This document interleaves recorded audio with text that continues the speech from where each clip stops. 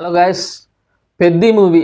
So Peddi మూవీలో ఉన్న ఒక బిగ్గెస్ట్ బ్లండర్ ఏంటంటే అదే పెద్ద మిస్టేక్ అయిపోయింది సినిమాలో. సో అది తప్పిస్తే మూవీ చాలా అద్భుతంగా ఉంది. ఎవరేం చెప్పినా నమ్మకండి. మీరు కనుక సినిమా థియేటర్కి వెళ్ళాలని ఆలోచన ఉండి రివ్యూల వల్ల ఆగిపోయి ఉంటే మాత్రం సో సినిమా థియేటర్లకు వెళ్ళి చూడండి, చాలా బాగుంది. ఇదేమి అంటే రామ్ చరణ్ ఫ్యాన్ గానో లేకుంటే రామ్ చరణ్ ఇష్టమని చెప్పి లేపాలని కాదు. మూవీ చాలా బాగుంది, కానీ ఒక మైనస్ పాయింట్ ఉంది. ఏంటంటే మూవీలో జాన్వీ కపూర్. సో ఆమె ఉన్నా ఆమె లేకున్నా ఈ స్టోరీకి పెద్ద చేంజ్ ఓవర్ వచ్చేది ఏం కాదు. ఆమెను తీసుకొని జస్ట్ ఒక సాంగ్ కోసం అండ్ సాంగ్స్ కోసం అండ్ కొంచెం తెలుసు కదా ఆమె ఎందుకు తీసుకొస్తారో. సో అందుకోసం చేయడం వల్ల అదే అంటే సినిమా 100%లో ఒక 5% మైనస్ ఏదైతే ఉందంటే జాన్వీ కపూరే.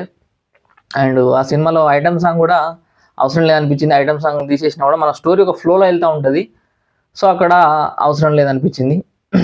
అంటే కావాలని అంటే ప్రతిదీ అంటే సినిమాలో అన్నీ ఉండాలని చెప్పి పెట్టినట్టుంది. కానీ సినిమా అంత మంచి స్టోరీ అంటే ఇంతకుముందు మనం చూడందా అంటే ఆల్మోస్ట్ చాలా సినిమాల్లో వచ్చిన స్టోరీ, ఇలాంటి కాన్సెప్ట్లో వచ్చిన స్టోరీలే. కానీ చాలా చాలా ఎమోషనల్ మూవీ, చాలా మంచి మూవీ. అంటే ఫస్ట్ హాఫ్ మనం చూసేసరికి సినిమా పోయిందేమో రా భయ్, ఇలా తీసింది ఏంటి బుచ్చిబాబు అని అనుకునే నుంచి సెకండ్ హాఫ్ మాత్రం ఒక రేంజ్లో వెళ్ళిపోతూ ఉంటుంది. 1.5 అవర్. సో సెకండ్ హాఫ్లోనే వస్తుంది ఆ సాంగ్, ఐటమ్ సాంగ్. అది తీసేస్తే శృతి హాసన్తో వచ్చిన సాంగ్ అంటే అనవసరంగా పెట్టిరు. ఆ బడ్జెట్ అట్టి వేస్ట్, శృతి హాసన్కి వేస్ట్, ఆ song waste.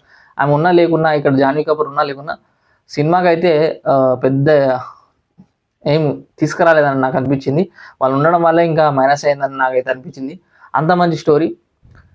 And Ram Charan గారి గురించి చెప్పాలి, సినిమా మాత్రం ఒక రేంజ్లో తీసుకెళ్ళిండు స్టార్టింగ్ నుంచి ఎండింగ్ వరకు. అండ్ దానికి తోడు ఆ బీజిఎం కానీ బ్యాక్గ్రౌండ్ స్కోర్ కానీ సినిమా స్టార్టింగ్ నుంచి ఎండింగ్ దాకా నిలబెట్టింది మాత్రం ఏఆర్ రెహమాన్ అని చెప్పుకోవచ్చు. స్టార్టింగ్ అంటే నేను ఏదో అతిశయోక్తి అని కాదు, కానీ స్టార్టింగ్లే జస్ట్ పెద్ద ఎలివేషన్ అప్పుడే ఒక మ్యూజిక్ ఇస్తాడు. నాకైతే గూస్ బంప్స్ వచ్చినాయి, బీజిఎంకి గూస్ బంప్స్ వచ్చినాయి. అండ్ దాని తర్వాత ఎక్కడెక్కడ జగపతి బాబు గారు కొన్ని సీన్స్ కానీ. సో అంటే మెయిన్ కాన్సెప్ట్ ఏంటంటే స్టోరీ విషయానికి వచ్చినట్లయితే పెద్ది ఉన్న ఊరు దగ్గర సో ట్రైన్ లేకపోవడం వల్ల, అంటే ట్రైన్ ఆగిపోవడం వల్ల సో వాళ్ళు కొండ ప్రాంతంలో ఉండడం వల్ల వాళ్ళు ఎదుర్కొంటున్న ప్రాబ్లమ్స్ ఏంటి. సో అక్కడ దానికోసం స్టోరీ చెప్పాలనుకోవట్లేదు. సో దానికోసం పెద్ది ఏం చేసిండు అనేది స్టోరీ. పెద్ది మన రామ్ చరణ్ అండ్ జగపత్ బాబు గారు కూడా అసలు ఒక మంచి క్యారెక్టర్ వేసిండు. అండ్ సో ఇంకొకరు ఉన్నారు, పేరు తెలియదు కానీ సో ఆయన కూడా అందులో మంచి క్యారెక్టరు. అండ్ తర్వాత బొమ్మని రాణి వచ్చేసి సో సినిమాకు సంబంధించి ఒక మెయిన్ పార్ట్ అని చెప్పుకోవచ్చు. అంటే ఆయన వల్లే మనకు సినిమా తెలుస్తూ ఉంటుంది. అండ్ ఇంకొక ప్లస్ పాయింట్ ఏంటంటే శివరాజ్ కుమార్ గారు. సో శివరాజ్ కుమార్ కూడా అంటే ఎందుకు పెట్టుకున్నావు అని ఫస్ట్ ఆఫ్ ఆల్ అనిపిస్తుంది. అనవసరంగా పెట్టుకున్నాడు, ఏదో హైప్ ఇవ్వాలని పెట్టుకున్నట్టున్నాడు అనుకున్నా. కానీ సినిమాలో తను ఉండడం అనేది ఒక గురువు స్థానంలో రామ్ చరణ్కి ఉండాలంటే ఆ లెవెల్ హీరో ఉండాల్సిందే. సో కరెక్ట్గానే పెట్టుకున్నాడు. బట్ ఒక చిన్న ఈ హిందీ యాక్టర్ ఉన్నాడు కదా, సో ఆ సినిమా యాక్టర్ ఆయన పెట్టుకోకుండా ఉండాల్సింది. అంటే ఆయన ఉన్నా కూడా మన తెలుగు నేటివిటీ డబ్బింగ్ అయిపోయేటప్పుడు కొంచెం అంత క్లారిటీగా లేదు. సో ఆయనది కాకుండా ఇంకెవరైనా పెట్టుకుంటే బాగుండు అనిపించింది. మిగిలిన వాళ్ళందరూ కరెక్ట్గా సెట్ అయ్యారు. ఆయన ఒక్కడే కొంచెం అంటే అనవసరంగా ఈ సినిమాలో అనవసరంగా అనిపించింది. అంటే ఆయన ఉన్నడు కరెక్టే, కానీ ఆ డైలాగులు కానీ అవి కానీ అంత నేటివిటీకి తగ్గట్టుగా లేకుండా సో కొంచెం లిప్సింక్ కాకపోవడం. సో నాకైతే అట్లా అనిపించింది. సో మీకేమనిపించింది చెప్పండి. అండ్ సో బుచ్చిబాబు అయితే మంచి సినిమా అనేది అందించిండు.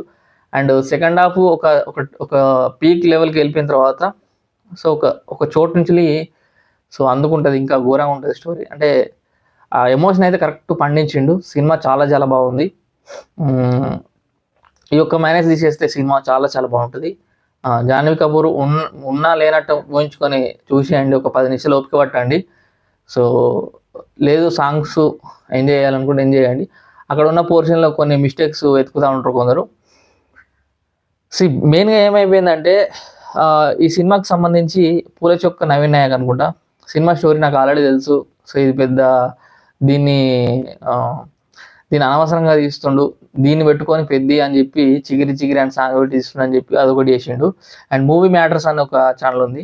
సో తను కూడా ఒక స్టోరీ ట్రైలర్ రిలీజ్ కాగానే ఇదే స్టోరీ అని చెప్పి చెప్పేసిండు. సో తనకి ఎలా తెలిసి ఉంటుంది, అంత నాలెడ్జ్ ఉందో, సినిమా ఆల్మోస్ట్ అదే చెప్పేసిండు, సినిమా స్టోరీ ఏదైతే ఉందో అదే ప్లాట్ చెప్పేసిండు ట్రైలర్ చూసి. అంత నాలెడ్జ్ ఎక్కడ ఉంది, వీళ్ళకి ఇన్ఫర్మేషన్ ఎట్లా వస్తుంది.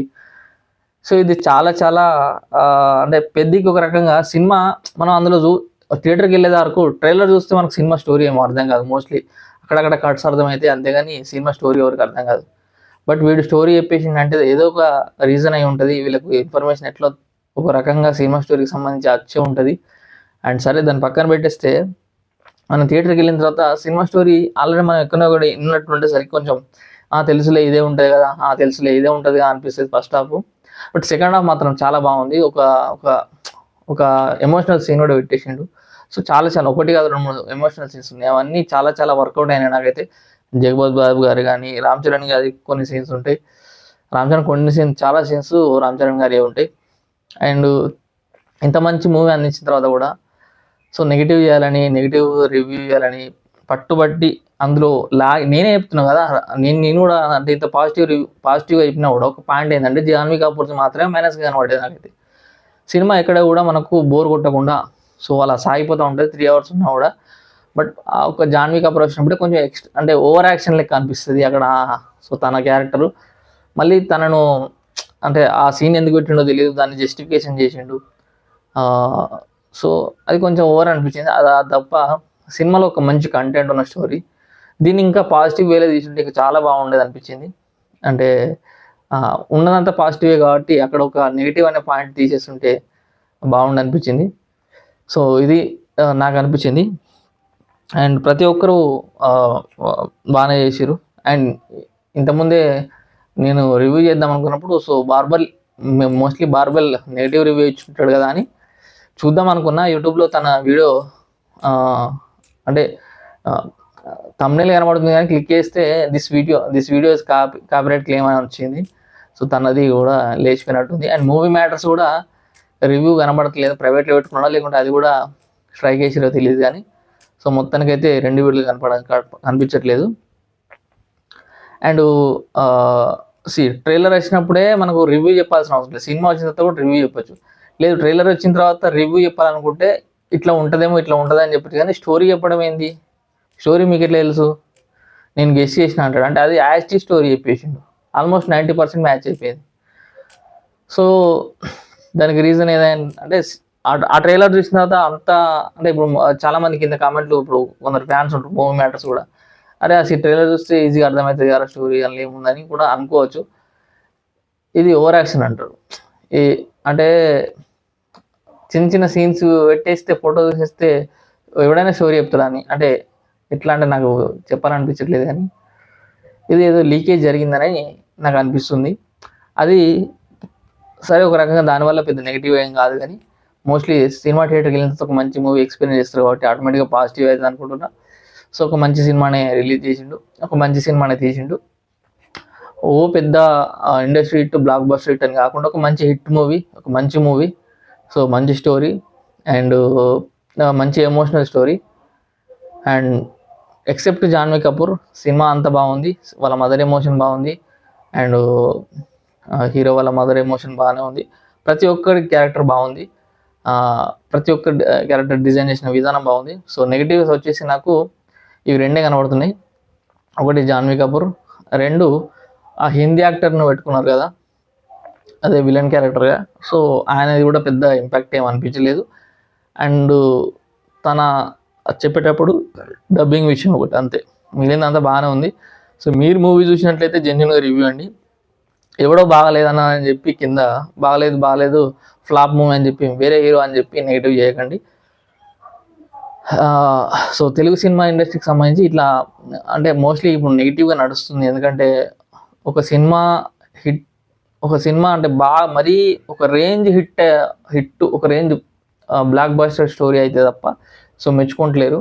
ఒక మంచి మూవీ కదా ఇందులో ఏముంది తప్పలేదు కదా అని కూడా ఆలోచిస్తలేరు. సో అందులో కూడా ఎత్తి తవ్వి ఇదంతా మేము యూజ్ చేసినామన్న రేంజ్లో మాట్లాడుతున్నారు. సో ఒక మంచి మూవీ లేదు, అట్లీస్ట్ పాజిటివ్స్ ఇవి ఉన్నాయని కూడా చెప్పేంత లేదు. సో చాలామందికి సో సినిమా చూడాలనుకునేటోళ్ళు, థియేటర్ చూడాలనుకునేటోళ్ళు కూడా సో వెళ్ళకుండా చేస్తున్నారు ఈ రివ్యూవర్స్. సో నేను అందుకే చెప్పాలనుకుంటున్నా, సినిమా మీరు థియేటర్కి వెళ్ళాలని డిసైడ్ అయ్యి రివ్యూ చూసి ఆగిపోతే మాత్రం ఆగిపోకండి. సో ఒక మంచి మూవీ మిస్ అవుతారు. సో అది ఫ్రెండ్స్, థ్యాంక్ యూ. సో మీకు ఎలా అనిపించింది కమెంట్ చేయండి. ఎవరైనా చూసిన వాళ్ళు ఉంటే సో జెన్యున్గా చేయండి. Thank you for watching this video.